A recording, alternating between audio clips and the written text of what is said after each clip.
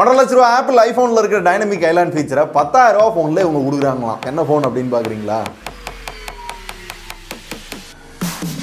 இதான் புது Narzo N55.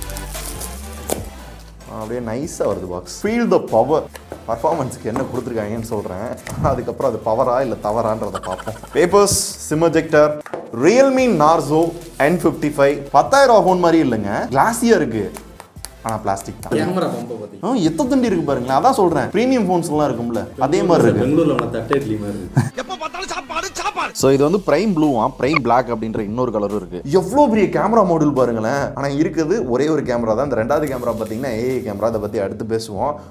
வேற வந்து 33 watts fast charging support and type C charging cable. Okay, இன்னைக்கு ஈவென்ட்லேயே பார்த்தீங்க அப்படின்னா நார்சோ இனிமே ஒரு தனி கம்பெனியாக வரப்போகுது, நிறைய ப்ராடக்ட்ஸ் வந்து அதில் வரப்போகுது அப்படின்ற மாதிரிலாம் இன்ஃபார்ம் பண்ணியிருந்தாங்க. ஆக்சுவலாக ரியல்மியோட யூஐ தான் யூஸ் பண்ணுறாங்க, ரியல்மி தான் மேனுஃபேக்சர் பண்ணுறாங்க, எல்லா இடத்துலையும் ரியல்மின்னு போட்டிருக்காங்க. ஈவன் ஃபோனில் கூட பார்த்தீங்கன்னா டிசைன்டு பை ரியல்மின்னு போட்டிருப்பாங்க, ஆனால் பிராண்டு மட்டும் தனியாக. என்ன ஜோக் காட்டுறீங்களா? என்ன ரங்கா ஜோக் காட்டுறீங்களா எல்லாரும்? சரி, கமிங் டு த ஃபோன் அப்படின்னு பார்த்தோம் அப்படின்னா ஃபோன் பார்க்க செம்மையா இருக்கு. ஒரு 11,000 ஃபோன் மாதிரி இல்லை, 20-25,000 ரூபாய்க்கு நல்ல கிளாஸி லுக்கில் கொடுப்பாங்களா அந்த மாதிரி டூயல் டோனில் பார்க்க கொஞ்சம் ப்ரீமியமாக இருக்கு. பட் குவாலிட்டி பிளாஸ்டிக் தான், ஓரளவு தாங்கும்னு நினைக்கிறேன். வெறுங்கையில் ஃபோன் யூஸ் பண்ணோம் அப்படின்னா அச்சு நல்லா பதியுது, உள்ள கேஸ் கூட கொடுக்கல. திக்னஸ் வந்து 7.89 mm தான். வெயிட் பார்த்தோம் அப்படின்னா 191 கிராம்ஸ். அந்த அளவுக்கு வெயிட் தெரியலையே, பட் கொஞ்சம் பெரிய ஃபோனா ஃபீல் ஆகுது. ரைட், இந்த நார்சோ N55 இருக்க அந்த என்னென்ன அப்படின்னு கேட்டிங்க அப்படின்னா நெக்ஸ்ட் ஜென்ரேஷன். நெக்ஸ்ட் ஜென்ரேஷன் என்னன்னு தானே கேட்குறீங்க? இந்த பட்ஜெட்டில் ஃபிளாக்ஷிப் ஃபோனில் இருக்க அதே சென்சார் கொடுக்குறாங்களா.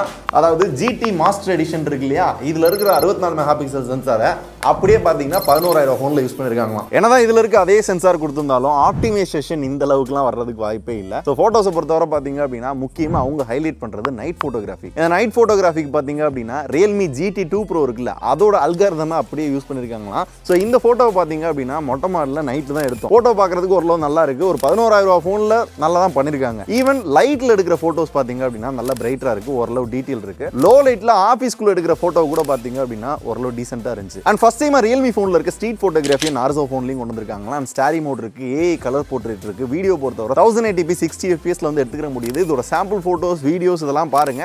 நாங்க எடுத்த போட்டோஸை பார்த்த வர ஒரு 11,000 ரூபாய் பட்ஜெட்டுக்கு ஓகே, நல்லா தான் இருக்கு. செல்ஃபி வந்து 8 மெகா பிக்சல். லைட்ல போட்டோ ஓரளவு ஓகே, ஆனா லோ லைட்ல கொஞ்சம் சொதப்பல் தான். அப்புறம் அந்த C55 இல்ல N55 ரெண்டு ஒன்று தானே. இதுல இருக்க டிஸ்பிளே பாத்தீங்க அப்படின்னா 6.72 இன்ச்ல full HD plus LCD display கொடுத்துருக்காங்க. 90 Hz ரெஃப்ரெஷிங் ரேட் இருக்கு, 180 Hz டச் சாம்பிளிங் கொடுத்துருக்காங்க, 680 nits பீக் பிரைட்னஸ் இருக்கு. ஸோ டிஸ்பிளே பார்க்கறதுக்கு ஓவராலா ஃபர்ஸ்ட் இம்ப்ரெஷன்ல நல்லா தான் இருக்கு.